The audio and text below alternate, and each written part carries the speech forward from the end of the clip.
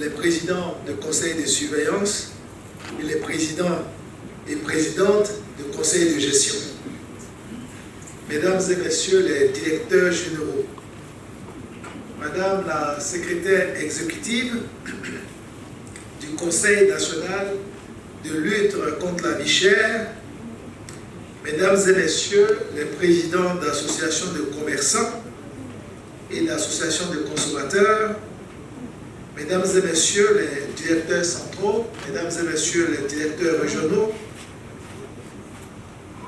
messieurs les secrétaires généraux des syndicats, monsieur le président de la mutuelle MAMCOM, chères collaboratrices et chers collaborateurs, chers amis des médias, honorables invités, mesdames et messieurs, je voudrais, avant tout propos, saluer et féliciter le comité d'organisation pour cette cérémonie, pour sa structuration, et également remercier les uns et les autres pour tous les présents qui m'ont été faits tout à l'heure. Cela témoigne assurément de leur affection pour ma personne. Je voudrais du fond du cœur vous en remercier très sincèrement. Que l'année 2023 soit une année de réussite dans votre travail au service de l'État de Côte d'Ivoire. Mesdames et messieurs, l'année 2022 a été consacrée, comme vous le savez, au niveau de notre département ministériel, à des réformes majeures qui nous ont permis, par votre implication pleine et entière dans le travail, d'aboutir à des résultats probants sur lesquels j'ai mis l'accent lors de mon adresse à l'ensemble du personnel à l'occasion de la fête du Nouvel An et qu'il serait fastidieux de rappeler ici dans tous les détails. Pour l'essentiel, on peut noter quelques accomplissements.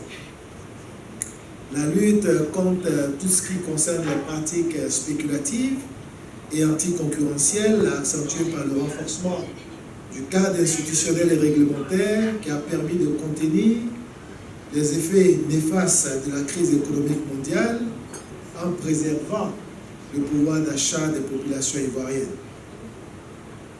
L'accroissement et l'aménagement des infrastructures industrielles en vue de l'accélération de la transformation structurelle de notre économie, la mobilisation d'investissements privés dont les agréments au code des investissements s'élèvent à 945 milliards de francs CFA en 2022, en hausse de plus de 27% par rapport à l'année 2021. L'inauguration de 40 projets industriels répartis sur l'ensemble du territoire ivoirien avec la création de 2670 emplois directs. Le renforcement de l'écosystème des PME par la mise en place du guichet unique de développement des petites et moyennes entreprises de Côte d'Ivoire et de ces deux filiales que sont Côte d'Ivoire PME et la Société de garantie des PME. Et également le lancement du processus de renouvellement des instances de la Chambre nationale de métiers de Côte d'Ivoire, dont le processus a démarré le 27 décembre dernier pour s'achever le 11 février prochain. L'amélioration également des conditions de travail et de vie des agents à travers le renforcement des capacités opérationnelles des services, acquisition des différents moyens de locomotion, équipement des locaux et le rehaussement également du niveau de la prime indiciaire. Bref, toutes ces actions montrent que vous avez été constamment à la tâche et que vous méritez les félicitations qui me plaît de vous adresser à nouveau. Et je pense que vous pouvez vous applaudir pour tous ces efforts qui ont été faits au cours de l'année 2022. Mesdames et messieurs, il me plaît d'indiquer que pour l'année 2000, vous savez, le chef de l'État a décidé que, sur instruction de Monsieur le Premier ministre, tous les départements ministériels puissent être dotés de feuilles de route. Et les feuilles de route, en fait, comprennent à minima les priorités portant sur les réformes et sur les projets que doivent désormais exécuter l'ensemble des départements ministériels. Et au titre des réformes majeures au niveau de notre département ministériel, outre l'opérationnalisation effective des structures nouvellement créées, notamment la SOGEDI, le GUD PME, l'agence Côte d'Ivoire Export, et Côte d'Ivoire PME et également la Société de garantie des PME, nos efforts devront aboutir également à l'adoption du Code des marchés pour une meilleure organisation et gestion des marchés de gros et des marchés de détail. Je pense que, mais j'ai vu que Monsieur le Président de la FENACSI acquiescé. Je pense que c'était un point qui était attendu à la suite des recommandations des États généraux des marchés. Et donc tout ceci pour vous dire que nous avançons dans la bonne direction. Et le montage automobile et la relance de l'industrie textile en Côte d'Ivoire. Le lancement des études stratégiques pour le développement des principaux clusters dans différents secteurs industriels, notamment l'agro-industrie, la chimie et la plasturgie, le packaging, l'industrie pharmaceutique, l'industrie des matériaux de construction, etc. Et ce, conformément au PND 2021-2025. La réforme également de l'OCPV pour renforcer son efficacité, notamment en matière de lutte contre la vie chère et de souveraineté alimentaire. La généralisation de l'identifiant unique en début du deuxième semestre 2023 et des tests également pour le renforcement de la mobilisation de l'investissement privé national et étranger. Au niveau des relations avec les partenaires sociaux, notre ministère devra rendre fonctionnel son comité sectoriel de dialogue social. Un arrêté portant nomination de ses membres du comité sectoriel de dialogue social sera pris au cours de ce premier trimestre 2023. Au titre des projets majeurs, nos efforts devront également porter principalement sur les projets ci-après. La digitalisation des relevés des prix sur les marchés, la construction de 40 marchés ruraux de proximité sur toute l'étendue du territoire, l'acquisition et la distribution de 5000 bascules et de 30 000 balances dans le cadre du PULGA et du PS Group 2, l'élaboration de la cartographie des accords commerciaux, les travaux complémentaires de la zone industrielle de Yopougon, les travaux d'aménagement de la zone industrielle d'Akoupé-Zedji avec Aris Ivoire, les travaux d'aménagement des zones industrielles dédiées à la transformation de l'anacade, à Korogo, Bondoukou et Séguéla, le projet de recasement des ferrailleurs de la casse moderne de Dotré, le projet Clonix pour soutenir 2000 femmes détentrices de petites entreprises, la construction du centre de perfectionnement et de labellisation dans le secteur des BTP à Boaké,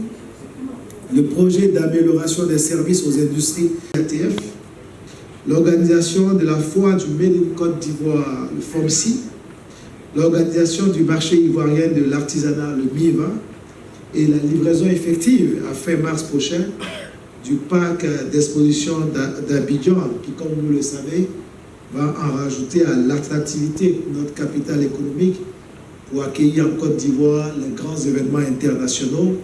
Nous pourrons désormais avoir en Côte d'Ivoire un événement dans un espace couvert qui peut avoir la participation de plus de 5200 personnes en position assise et de plus de 10 000 personnes en position debout. Et donc ça, je pense que ça sera un événement majeur et cela encore est une œuvre du président Alassane Ouattara que je vous demande d'ovation.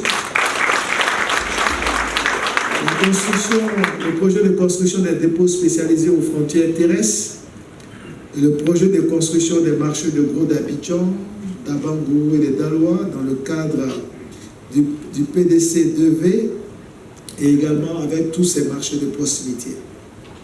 Ces chantiers, nombreux et divers, concernent tous les secteurs d'activité couverts par notre ministère et devront être priorisés car devront faire l'objet d'évaluation de notre performance. Faut-il le préciser? La réalisation des projets et réformes au titre de l'année 2023 devront contribuer à la création d'emplois de qualité pour les jeunes et les femmes de notre cher pays, et ce, conformément à la vision et aux orientations de son Excellence M. Alassane Ouattara, Président de la République. Chères collaboratrices, chers collaborateurs, mesdames et messieurs, La réussite de notre mission, qui vise à participer à notre niveau, avec courage et abnégation au développement de notre pays, ne peut se faire que dans l'union et le travail d'équipe. Je vous exhorte donc à travailler en équipe, à donner le meilleur de vous-même dans la saine émulation et la solidarité. Travaillons tous ensemble pour impulser une nouvelle dynamique pour la transformation économique et sociale de notre beau pays. Je reste convaincu que nous parviendrons à des résultats appréciables avec le concours de tous. Nous mettrons tout en œuvre pour améliorer les conditions de travail et poursuivre les décisions de renforcement des capacités humaines de notre département dans la mesure de nos moyens, comme vous le savez. Grâce à la force de travail, au dévouement et à la proactivité de tous, nous devons contribuer au cours de cette année 2023 à améliorer le quotidien des Ivoiriens, et ce, conformément aux instructions de son Excellence M. Alassane Ouattara, président de la République.